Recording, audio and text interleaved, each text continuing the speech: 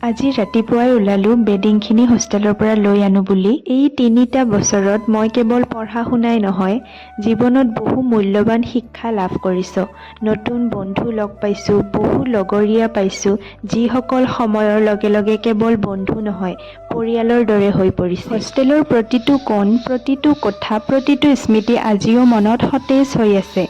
লগৰীয়াৰ লগত কৰা হাঁহি ধেমালি, ফূৰ্তি, একেলগে খোৱা বোৱা, ৰাতি জাগি গল্প কৰা, ইলেক্ট্ৰিক কেটেলত বিভিন্ন ধৰণৰ খাদ্য বনোৱা, পৰীক্ষাৰ আগদিনাৰ টেনচন, ৰিজাল্টৰ চিন্তা, এই সকলো মুহূৰ্তত ইজনে আনজনক সাহস দিছিলোঁ।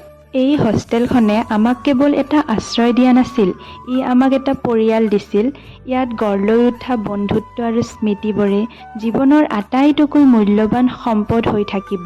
আজি যেতিয়া বিদায়ৰ সময় আহিল, তেতিয়া বুজিব পাৰিছোঁ যে এই ঠাইখনে মোৰ জীৱনত কিমান বিশেষ স্থান দখল কৰি আছে। শেষত, thank you so' much my dear all hostel friends for making my hostel life so' special and memorable. I will miss you all. ধন্যবাদ ডিকেচি ওমেন্স হোষ্টেল জীৱনৰ এই সুন্দৰ অধ্যায় উপহাৰ দিয়াৰ বাবে। তোমাৰ সৈতে জড়িত স্মৃতিবোৰ হৃদয়ত চিৰদিন জীয়াই থাকিব।